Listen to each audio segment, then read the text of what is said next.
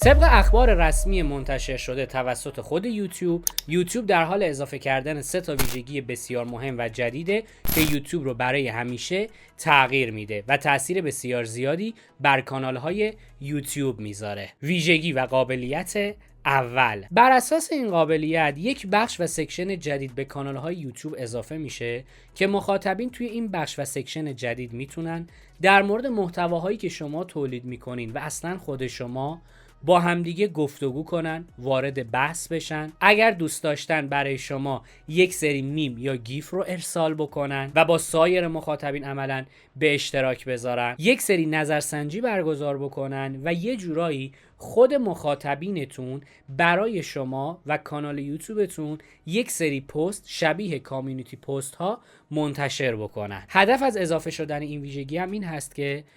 بین شما و مخاطبینی که دارین ارتباط بسیار عمیق‌تری ایجاد بشه. البته شما به عنوان صاحب کانال میتونی این بخش رو به صورت کلی فعال یا غیر فعال کنی و بعد از فعال شدنش هم حتی پست هایی که منتشر میشه رو میتونی ادیت و مدیریت کنی. این ویژگی فعلا همونطوری که یوتیوب اعلام کرده به صورت آزمایشی برای برخی از کاربرها و کانال‌های یوتیوب فعال شده و بعد از اینکه یوتیوب تست‌های مختلفش رو انجام داد و بازخورد مناسب و لازم رو گرفت، به صورت جهانی برای تمامی کانال‌ها طبق شرایطی که بعداً اعلام میکنن فعالش میکنن. قابلیت و ویژگی دوم، بر اساس این ویژگی بخش پاسخ دادن به نظرات و کامنت های مخاطبین در اپلیکیشن یوتیوب استودیو روی موبایل به طور کلی تغییر میکنه و تبدیل میشه به بخش کامیونیتی هاب. توی بخش کامیونیتی هاب شما وقتی میخوای به یک کامنت پاسخ بدی، یوتیوب میاد به وسیله و کمک هوش مصنوعی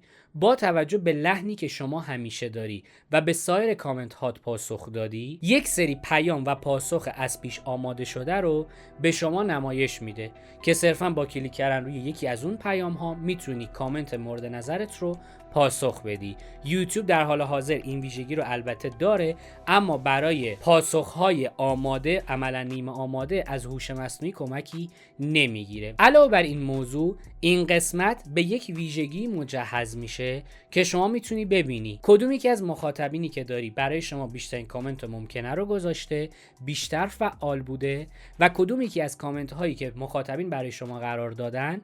بیشترین تعامل رو تونسته به وجود بیاره. یعنی شما کامنت های برتر ویدیوت رو هم حتی میتونی ببینی و این موضوع به شما کمک میکنه که متوجه بشی کدومی که از مخاطبینت با شما ارتباط عمیق‌تری داره، مخاطب وفادارتریه. همچنین شما میتونی ببینی که چه تعداد کامنت دریافت کردی به صورت کلی توی اون بازه زمانی که مشخص کردی و چه تعداد از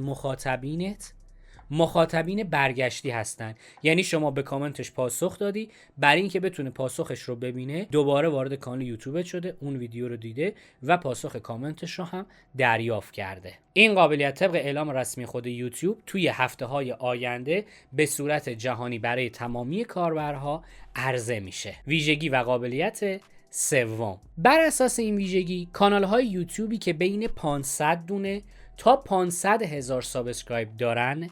وقتی یک ویدیو توی یوتیوب آپلود میکنن، در زیر ویدیوشون در کنار دکمه لایک و به اشتراک گذاری ویدیو یک دکمه جدید به اسم هایپ اضافه میشه. حالا مخاطبینی که میان اون ویدیو رو میبینن، اگر از اون ویدیوی مورد نظر خیلی خوششون بیاد، لذت ببرن، میتونن علاوه بر لایک زدن و به اشتراک گذاری ویدیو که قبلا هم انجام میدادن،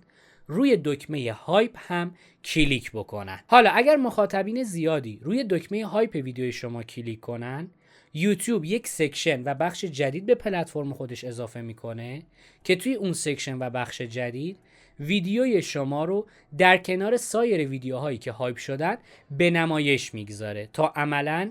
در یک مکان و لوکیشن جدید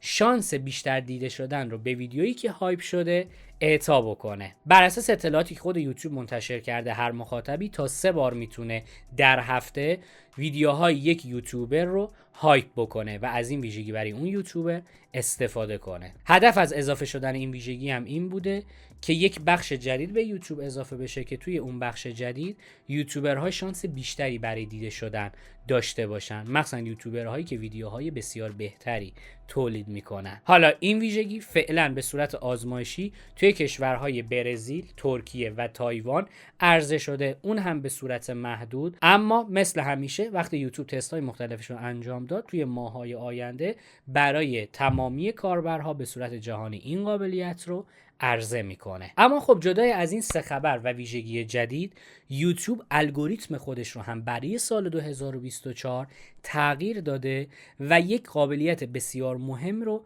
برای یوتیوبرهای تازه کار عرضه کرده. اگر میخوای با این قابلیت بسیار مهم آشنا بشی و از این فرصت فوق‌العاده برای دیده شدن استفاده کنی، بهت پیشنهاد میکنم که این ویدیو رو حتما نگاه کنی.